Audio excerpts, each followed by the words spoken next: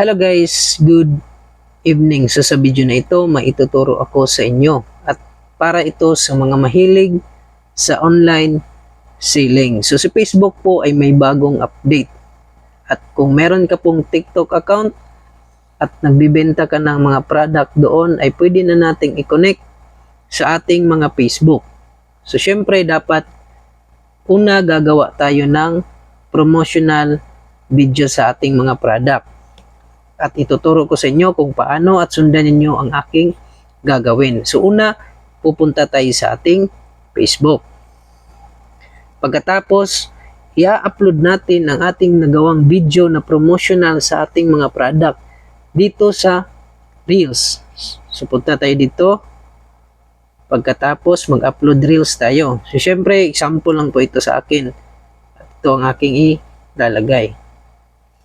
So ayan. So, syempre, may nakalagay dito na describe your reel. You can also add hashtag here. So, ito po, example sa video na kung saan nagpo-promote tayo ng ating product. At dito sa description, kayo na pong bahala kung anong ilalagay nyo dito. Pagkatapos niyan, punta tayo dito sa ibaba. So, nandito na yung bagong update ni Meta na kung saan pwede na tayong maglagay ng link sa ating product sa iba't ibang klaseng online platform. So example dito, click natin tong see more settings.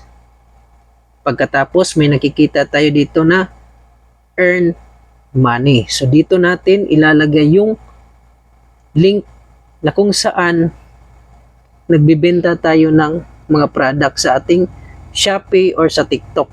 So nakikita natin sa ibaba, may nakalagay na add product link. So, syempre, saan ba natin kukunin yung link na to? So, syempre, dun tayo sa TikTok. Minimize lang po natin. Pagkatapos, click natin tong TikTok.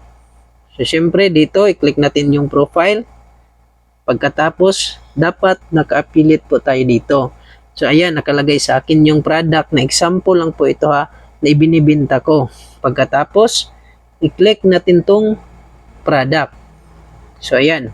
So, ito po yung pinopromote natin. For example lang po. So, at ito, may commission po ako dito na makakuha sa pagbibenta nito. So, syempre, may nakalagay dito sa itaas na arrow. So, i-click natin tong arrow.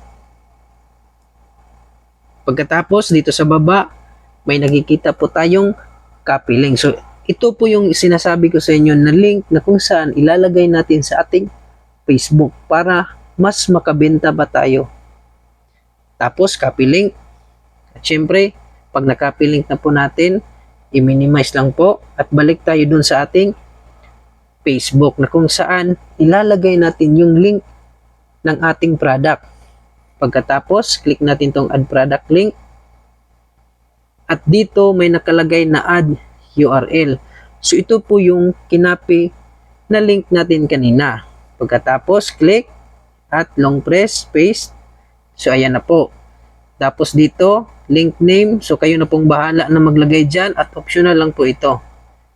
At dito sa baba, may nakalagay na this is what your audience will read. So, kayo na po ang bahalang maglagay. Optional lang din naman po ito. Kayo na po ang bahalang maglagay dito. Tapos, dito sa baba, may nakalagay na existing promo code. Pero, optional lang po. Tapos, may nakalagay na add paid partnership label. So, ito po yung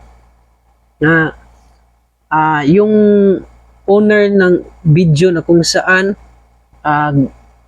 nasa TikTok natin na ating ginawa ng affiliate. Yung product, yung owner ng product po. Tapos, turn on lang po natin ito.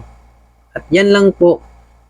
Pag okay na, click yung save sa taas. So, yan lang po at sana may naibigay akong tips sa inyo. Good luck!